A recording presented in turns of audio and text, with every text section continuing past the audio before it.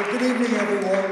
There's been a lot of thank yous, but I really do want to thank Andrew and the steering committee, the whole philanthropic services team, my colleague Paul Dwarpy. This, as you can well imagine, is a topic that is very close to my heart. As we would say, it's a fundamental issue for us, both euphemistically and literally. As Linda mentioned, it is really key to the mission of the Hartford Foundation and to the values that we really subscribe to, especially in our new strategic work in education. But this topic really has an important basis. It is the basis for lifelong learning. As Andrew has given us multiple examples, it's critical in a digital age, whether if you need to learn how to tweet, whether you learn how to use Facebook, it is critical to be able to read, and it is increasingly critical in a multicultural society. I don't know if you know that nationally, 1 in 5 children are growing up in households where English is not the primary language. And for example, rates of children who are not proficient in reading are almost 93% for dual language learners. That's higher than children with disabilities. That's again, rates of students not proficient in reading are almost 93% for dual language learners. However, some of this work isn't rocket science. There are techniques for strengthening English language learners. For example, you could simply, if you're going to sing a song in English, tell children what the words are in their language before you sing the song. Some of this is very simple. What we really need to do is begin to think concretely about how we work with children and teaching them how to read. As Andrew mentioned, the 3rd grade is a critical part in this equation, because 3rd grade traditionally marks the point when children stop learning how to read and start reading to learn other important subjects. And this is also because the research shows that children who read proficiently by 4th grade are more likely to graduate from high school and to be economically successful. So those 2 points are really key. But yes, if you ask any one of you, for example, well, when did you learn to read? You wouldn't say 3rd grade, you'd probably say 1st grade. And then the question is, although this is true for most children, studies have shown that success in 1st grade relies more than instruction provided in school. And this is probably the key point I want to make today, that success in reading is more about the knowledge and skills acquired long before, skills that kids get growing up in a family. In fact, research demonstrates that promoting a child's desire to read and write is as important as helping them get the necessary tools for learning how to read and write. So what do we need to do in families, in communities, to get kids to want to be able to learn to read and be able to, and then teach them the mechanics of how to read? What's in our title, Learn to Read, Read to Learn, more than your ABCs? What does it mean? Well, it means we have to see that literacy in the whole context of child development.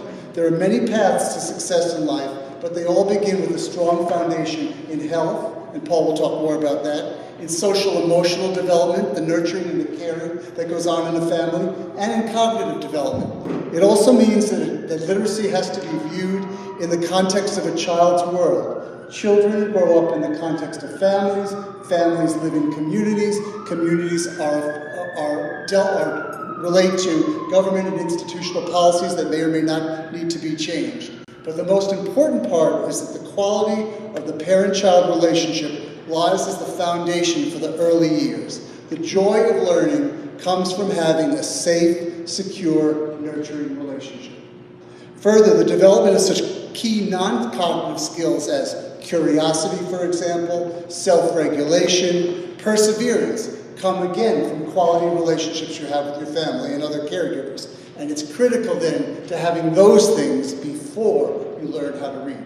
Thus, once again, to be successful in school is not simply learning the mechanics, but learning how to develop these other skills. Considerable attention, actually, nowadays, and this is a whole new area of research, is being focused on 2-generation approaches, which try to actually work with families about building their own literacy capacity while simultaneously working with children. And one of the things I ask you to think about over the next few months as you wrestle with this topic, whether you want to focus directly on kids or you want to focus on both their parents and children simultaneously in order to be able to create the conditions that nurture and support children's learning. Frequently, we have to make changes on multiple levels, so I would suggest that we have to think about work that occurs both with families, work that occurs in social policies related to families, work that occurs in perhaps the professional development of individuals working with families. Linda actually just gave my whole attribution-contribution speech because I wanted to talk a little bit about the partnerships. The Hartford Foundation does not work alone in this area of reading. We are very involved actually with a major collaboration called the Campaign for Grade Level Reading. It is a national campaign. 150 different municipalities are involved with it, where the one here in Hartford is being managed by the United Way and others, and we're active participants in that. That is a very important part of how all of us have to get involved in thinking about reading in early childhood. What I want to do now, though, is stop talking for a second and show you what I think is one of the most succinct descriptions of learning how to read and some of the challenges about reading in today's society, where reading, in fact, is largely dependent upon your zip code and not about some other factors that you more commonly realize. So what do I click to do that? We will stop the video now. We'll send you the link because it's available, publicly available. You can look at it yourself and reflect on it. But what I wanted to ask you a little bit was how we begin to think about some of the issues that are raised in this video. What are some of the conditions or things we should begin to be thinking about as we focus on reading? Any thoughts, sir, please? I think getting the parents involved. Getting parents involved. So this is again what we're thinking about as we think about a program related to reading. Maybe we want to think about 2 generational programs. Anybody have any other questions? Ira? Identify the kids who need help. Identify specifically the kids that need the help and really focus in on a particular group of kids. Yes. Low income Yeah, parents that get into their homes and prenatal care. Right, so that it's again much more, as I said a bit earlier, about the mechanics of reading, but what are the set of conditions encouraging high quality care, which Paul, I'm sure will talk a little bit more about, that are necessary to be able to have kids even begin to learn to read. Any other comments? Ma'am, please.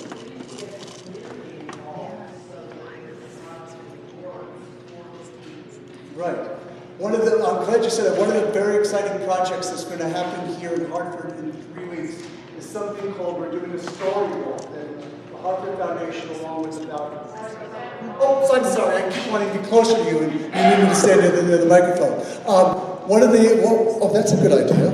You can actually pick it up. Well, maybe you can't. One of the things that we're doing in Hartford in 3 weeks is a story walk. We're doing this in partnership with about 10 other organizations, and what we have done is taken a book and torn it apart, blown up each page, and the 12 pages of this children's book are going to be distributed in 12 different business windows along one street in Hartford. Children and their families will proceed along a route, get a stamp at each business that they've read the page together, and at the end of that trip come back to their public library and get a free copy of that book.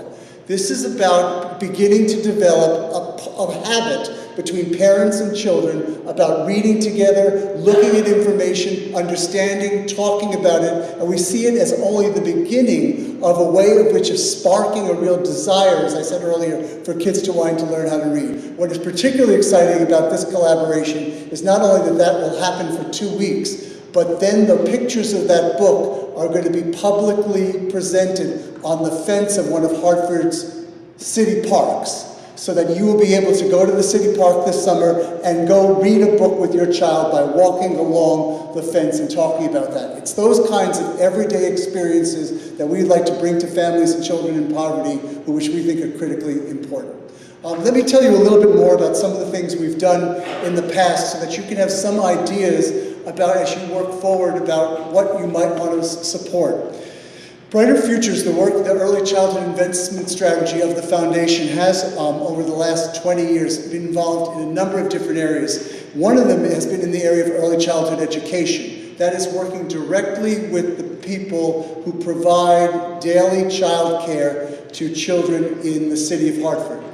the degree of professional development that's needed with those individuals who are mostly paid, actually, less than times than the Obama new minimum wage, is really important, and we need to build the capacity of our local providers. So one of the possible ways of beginning to focus on reading is to focus on the people who teach reading and teach those kinds of skills to young children. The Hartford Foundation invested over $2 million a few years ago to train over 300 early childhood providers over 3 years, many of them who then went on to get bachelor's degrees and so forth and become full-time head teachers in programs, and is a tremendous documentation of the value of really investing in the staff that try to cultivate our children.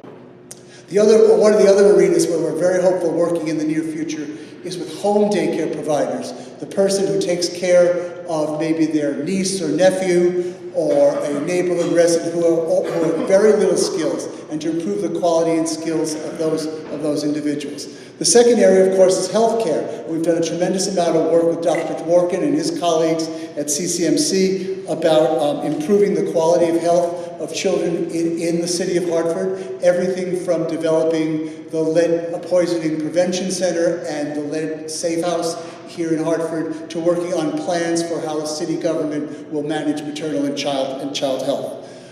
Another area that we do a tremendous amount of work in is in family and parent education. This again is focusing on the dyad between the parent and child, and we do that in 6 neighborhood-based family centers in Hartford, where we offer an array of parent education programs about how to teach your children and how to read to your children, and to do that kind of work. We have done a tremendous amount of work in Hartford public schools, especially in the K-1-2 area, where we've worked with Hartford public school teachers in improving their literacy skills, and now the public school system is continuing to work with those. And the last thing that I think is very important, and one of the things we need to focus on, is a little bit about the policy issues. What kind of work needs to happen on a policy and advocacy level to actually get the things that are happening in that video not to happen? Do you want to think, as you think about promoting reading, investing in some sort of advocacy or public policy work that would change the way in which services get delivered for children and families? So those are the 5 areas that I think we've been active in. I want to sort of move in a second to one more, to introduce Paul, but I want to say one more thing. I think there's a groundswell change going on in America, and we're starting to think about kindergarten as the new first grade, and things are happening in schools are being pushed down and down on children. And I think one of the things that's important for us to recognize is that while academic content should be welcome in kindergarten, how it's delivered in kindergarten is what's important. How kids are instructed in important academic issues, whether or not it's more advanced mathematics, whether or not it's more advanced reading issues, is perfectly legitimate, but how it is done in that setting is very important. It should be done through play, it should be done through developmentally appropriate practice. And often our teachers don't have the skills to be able to take this new content and apply it in these very important ways. So one of the other things you might want to consider is thinking about some sort of teacher training around that issue.